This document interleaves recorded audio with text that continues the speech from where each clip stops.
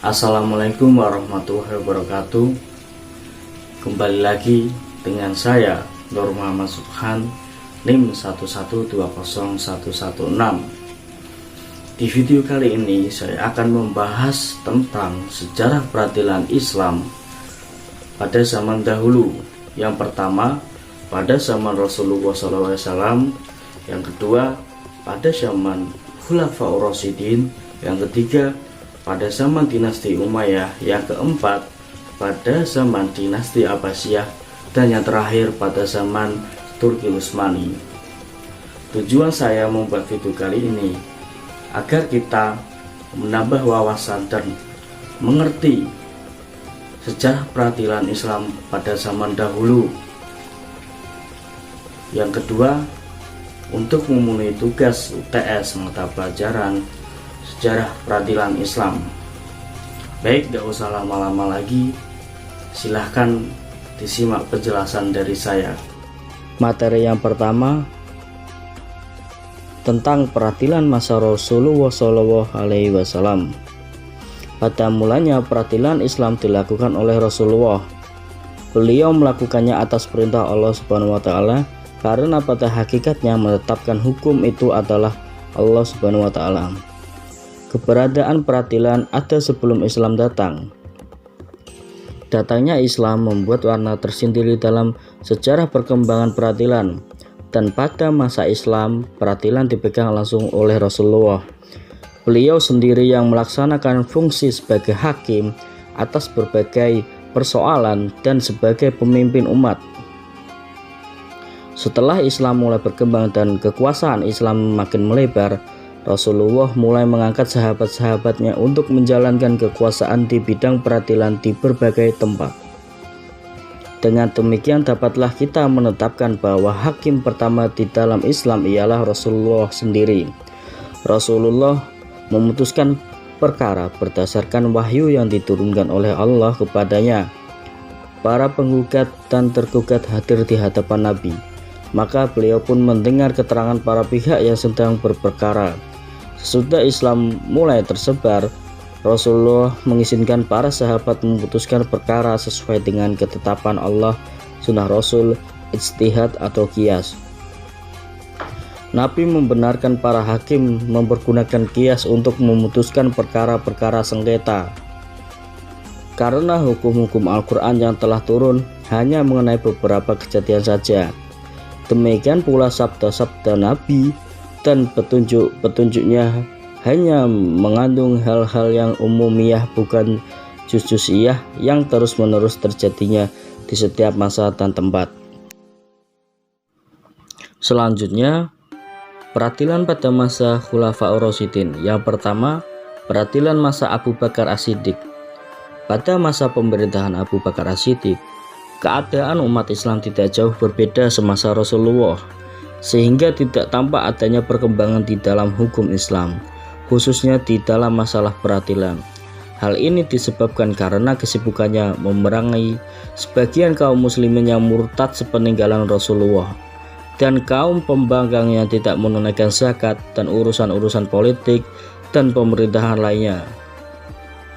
Di samping belum meluasnya Islam pada masa itu, dalam masalah peradilan, Abu Bakar mengikuti jejak Rasulullah, yakni ia sendirilah yang memutuskan hukum di antara umat Islam di Madinah. Pada masa pemerintahan Abu Bakar, belum ada pemisahan antara tiga kekuatan, yaitu Quwat al-Syariah legislatif, Quwat al-Qadhiyah yudikatif, dan Quwat al-Tanfiziyah eksekutif.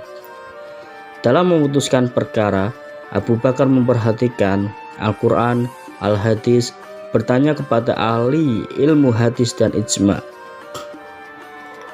Perbedaan antara peradilan masa Rasulullah dengan Abu Bakar adalah pada masa Abu Bakar saat memutuskan perkara, beliau memperhatikan Al-Hadis yang datang pada masa Rasulullah. Saat masih hidup, beliau juga melakukan ijma. Yang kedua, Umar bin Khattab. Pada masa Khalifah Umar bin Khattab, wilayah kekuasaan Islam bertambah luas dan semakin bertambah banyak. Di masa ini terjadi pemisahan kekuasaan eksekutif dan yudikatif. Atas hal ini, maka Umar mengangkat beberapa orang sebagai hakim. Contohnya, Khalifah Umar mengangkat Abu Darda sebagai hakim di Madinah, Syuraih sebagai hakim di Basrah, Utsman ibnu Qais bin Abdul As di Mesir. Umar mengangkat pejabat-pejabat qadhi dengan membatasi wewenang mereka, khusus tentang penyelesaian sengketa harta benda. Tetapi perkara-perkara jinayah pidana yang menyangkut hukum qisas atau had, maka ditangani khalifah dan penguasa-penguasa daerah. Pada masa Umar, mulanya qadhi daerah ditunjuk langsung oleh khalifah, dikirim dari pusat ke daerah. Jika tidak, maka Umar memutus gubernur untuk mengangkat qadhi. Pada masa ini, pembinaan penyelenggaraan peradilan mendapat perhatian besar. Contohnya adalah adanya sebuah surat yang memuat beberapa petunjuk Umar kepada salah seorang qadhinya, yaitu Abu Musa al-Asy'ari, dalam menyelenggarakan tugas peradilan. Perbedaan antara masa Abu Bakar dengan Umar adalah yang pertama, pada masa Umar kekuasaan Islam bertambah luas, sehingga Umar mengangkat para qadhi atau hakim pada setiap daerah. Kedua, pemisahan kekuasaan eksekutif dan yudikatif juga terjadi pada masa Umar. Yang ketiga, Umar membuat surat yang berisi beberapa petunjuk dalam menyelenggarakan tugas peradilan. Ketiga hal tersebut tidak terjadi pada masa Abu Bakar As-Siddiq. Yang ketiga, Khalifah Utsman bin Affan. Pada masa Utsman inilah peradilan dilaksanakan dalam suatu gedung tertentu. Khalifah Utsman mengikuti langkah yang ditempuh oleh Khalifah Umar dalam hal-hal pemilihan qadhi. Dan begitu pula beliau selalu menyandarkan keputusannya pada Al-Quran dan Sunnah.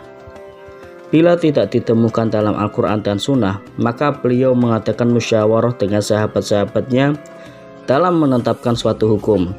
Khalifah Utsman mengirimkan surat kepada petugas-petugas atau qadhi-qadhinya yang berada di daerah, apabila dalam menjalankan tugasnya agar mereka selalu berlaku adil demi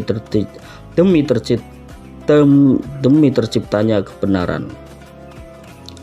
Perbedaan pada masa ini tidak jauh berbeda dengan masa Umar. Yang membedakan yaitu pada masa Utsman peradilan dilaksanakannya dalam gedung tertentu.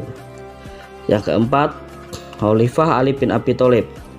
Khalifah Ali bin Abi Thalib mengikuti langkah yang telah dijalankan oleh para khalifah. Beliau selalu memberikan pesan terhadap qadhi-qadhi yang bertugas agar menjalankan tugasnya berdasarkan dengan keadilan dan kasih sayang terhadap masyarakat. Ali juga sangat memperhatikan para gubernur dan para hakim dengan bimbingan dan pengarahan, sehingga sangat wajar jika kitab-kitab peradilan, fikih, dan sejarah sering membicarakan ijtihad imam yang sekaligus hakim ini dan hukum-hukumnya yang menunjukkan kecerdasan dan kejeniusannya, kecermatan dan kebenaran pemikirannya, pengukuhan kebenaran, dan penegakan keadilan.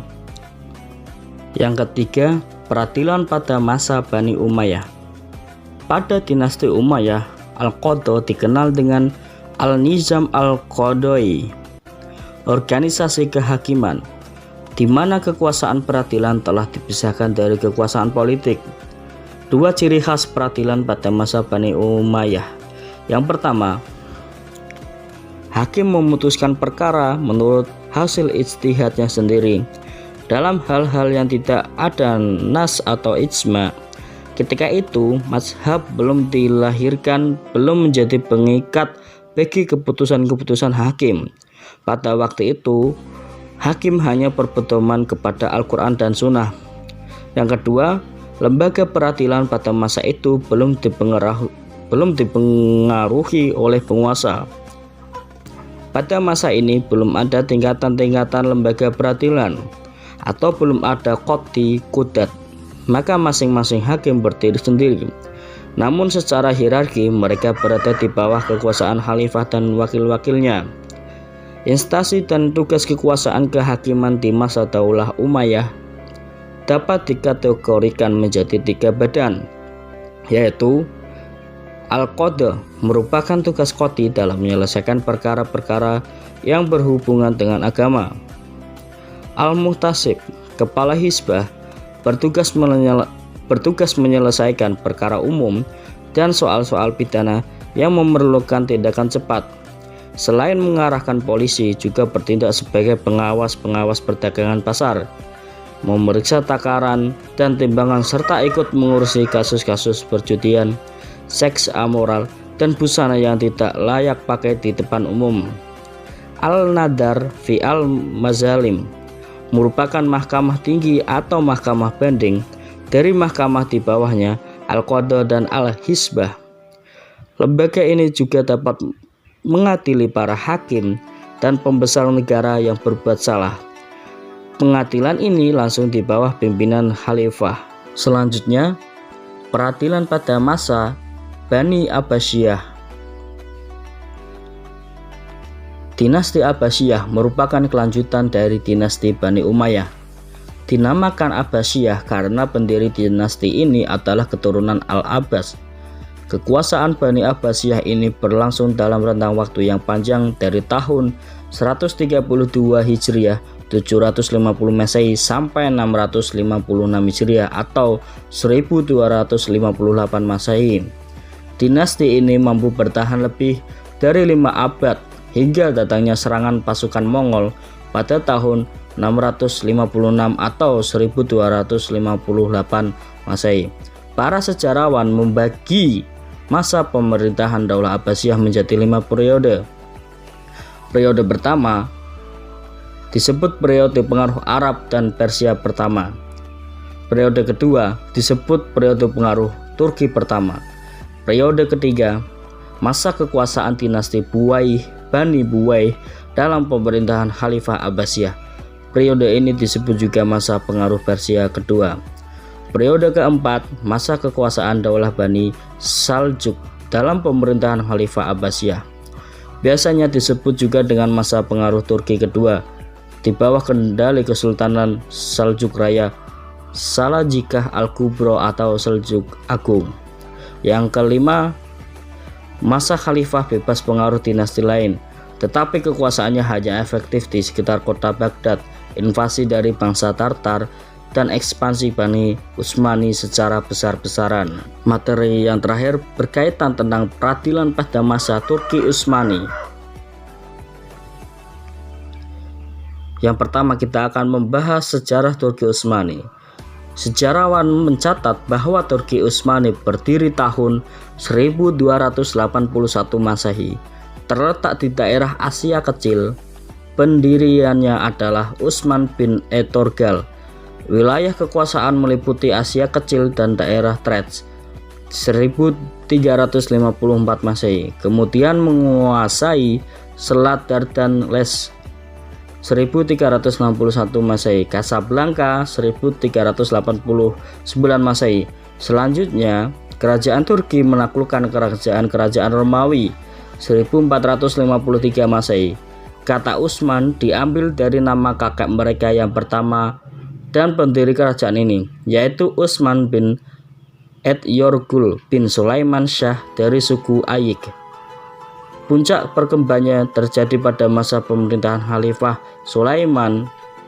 Sungguh banyak konun yang dihasilkan dalam rentang waktu 42 tahun tersebut, sehingga khalifahnya sendiri, Sulaiman I, sampai diberi gelar Sulaiman Al-Qanuni. Kitab konun yang ada ketika itu diantaranya mengatur sistem pajak warga di tingkat provinsi, mengatur masalah kriminal, konun yang menggiring hukum dan adat masyarakat di provinsi lain agar mengikuti kitab undang-undang peradilan Utsmani. Selain itu, telah diatur pula konun tentang sistem promosi di pemerintahan, proses peradilan, dan hal-hal lain yang terkait dengan keluarga para penguasa. Bahkan konun yang terkait dengan keamanan negara. Dengan demikian, Sulaiman Al-Qanuni boleh dikatakan sebagai pioner dari pembuatan konun sebagai sarana untuk menyelesaikan segala persoalan hukum yang ada ketika itu. Baik, mungkin itu saja yang dapat saya sampaikan. terkait materi sejarah peradilan Islam pada zaman Rasulullah sampai zaman Turki Utsmani. Kurang lebihnya mohon maaf. Terima kasih. Semoga yang dapat saya sampaikan bermanfaat buat kita semua dan menjadikan kita sebagai generasi penerus bangsa yang tak lupa akan sejarah peradilan Islam. Wassalamualaikum warahmatullahi wabarakatuh.